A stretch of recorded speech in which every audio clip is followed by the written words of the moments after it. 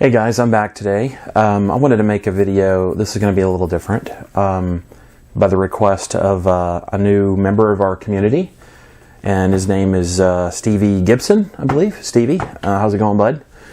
And this is just kind of be a brief painting video. Stevie and I have PM'd back and forth a few times, or messaged back and forth a few times about painting and stuff. I'm going to leave a link up to Stevies Channel, guys, and if you would check him out. His builds are spectacular. Guido, I think he actually rivals your build work. I hate to say that. Stevie, you do great work. We just need to get you painting. So Stevie had asked me some paint questions here in the not too distant past, and wanted to know about mixing Tamiya Color. And what I'm going to do is, I have a hull from an old Panzer ICM kit that I had been working on, well, 6 or 7 years ago, 5 or 6 years ago. And we're going to paint it. Now, ordinarily, Stevie, I would have primed this. So there's no primer on this. So this is just for the purposes of the video. And since we're going to be using Tamiya Color, we should pick a color, and we should pick a color that would be appropriate, right? So I am going to be going with, nope, not khaki.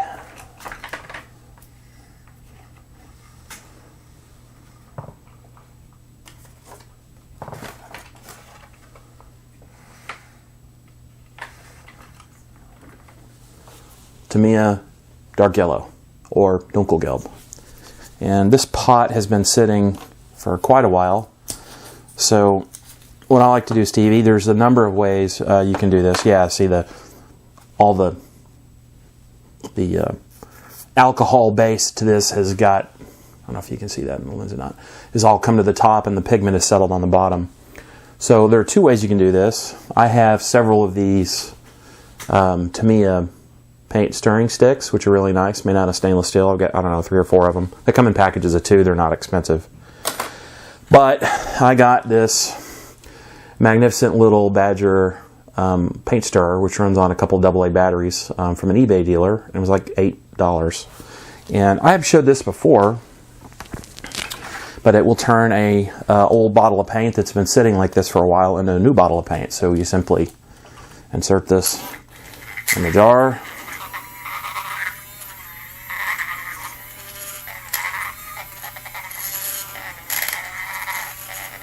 Stir it up real good. This one's been sitting a long time.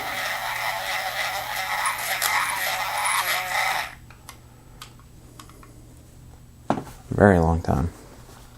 Clean the brush off. And I use this bottle of thinner as well to clean brushes and clean my stirrer. I just wipe this off.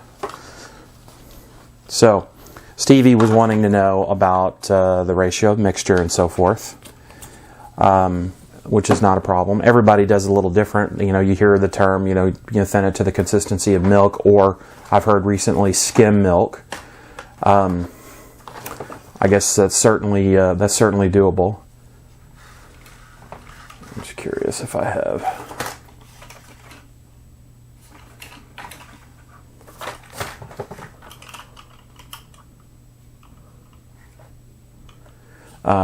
Sorry, I digress.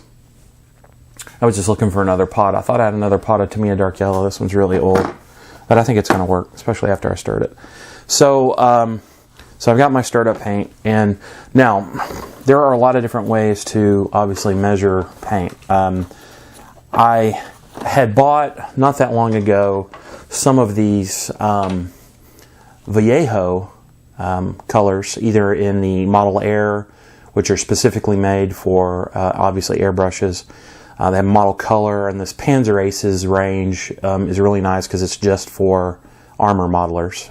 It's not just German tanks, as the name would imply. They have colors for Allied armor, Russian, Japanese, you name it. So, and uniforms as well. So This stuff is completely different to thin, but I guess the point I was trying to make is these eyedropper bottles make it fantastic when you're trying to mix quantities of paint, because a drop is, roughly volumetric the same. I mean, I'm sure there's some minor differences, but for the most part, they're the same. So I found on eBay from a company in California called TCP Global, they sell their name brand, these little plastic disposable eyedroppers. And they're great. Now, they have graduations on them, I guess, presumably in milliliters, but I don't ever use them for that. So they come in packages of 50 or 100, and I think a 100 pack was $8 US. And Stevie, there has to be something equivalent to this in the UK. There has to be. You might check eBay or the places that you might buy paint stuff from. Or maybe even a local craft store. I don't know. I'm not sure you'd find something like that at a hobby store. Now, there are pipettes, and pipettes will work too, but the only problem is pipettes dispense more liquid at one time, where with these you can just, you squeeze the bulb and it will dispense one drop at a time. So now we're going to get to the paint. Now I mix Tamiya Color 2 to 1. So 2 parts paint to 1 part thinner. And so I'm going to get 2 droppers, one for the paint and one for the thinner. Now I will be using Tamiya X20A thinner, which is the alcohol-based thinner, and it works great, works fine.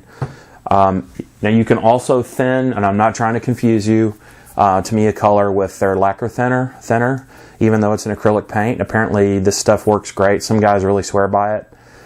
Carlos was telling me that it makes the paint dry really, really fast. I have not used this, mostly because of the odor. I spray pretty much all acrylics, and I don't have a spray booth. You guys have probably noticed that in my videos. So we're going to be using the X20 thinner. So I'm going to take my trusty Badger Patriot 105. I need to pull the caps off here.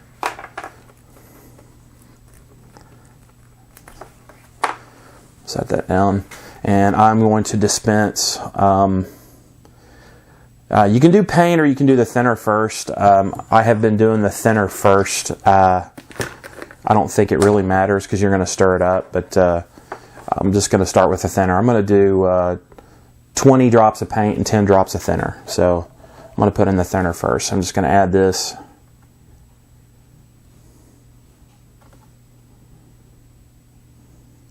Nine and 10. And then I'm going to grab my next eyedropper, plastic eyedropper thing here, squirt in some paint, and it's just a matter of 1, 2, 3, 4, 5.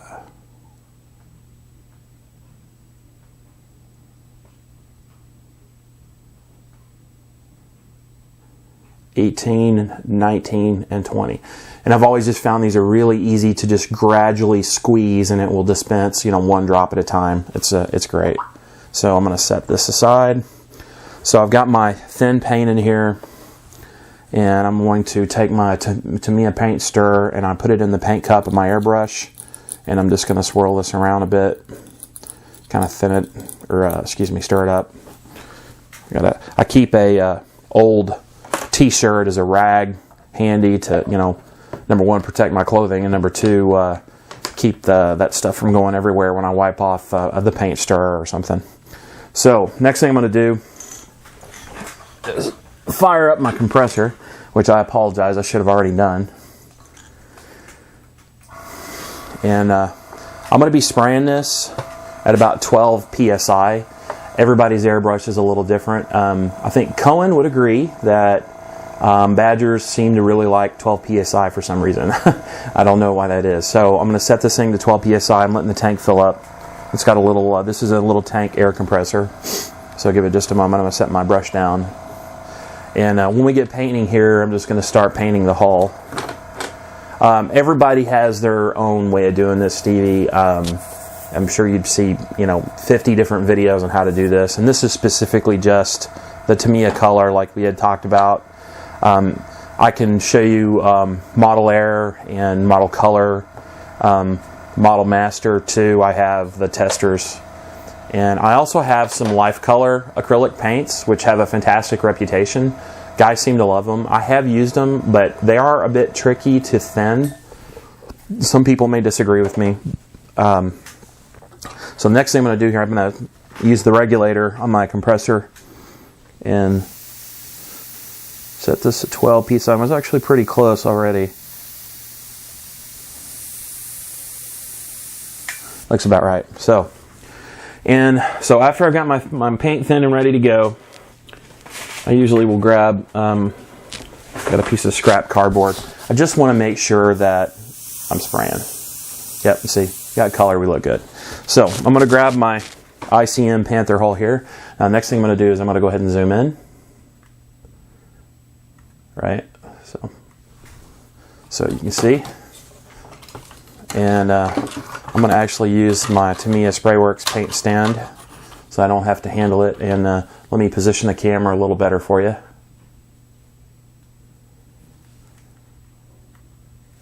Okay, here we go. Hope you can see okay. And I'm going to start spraying.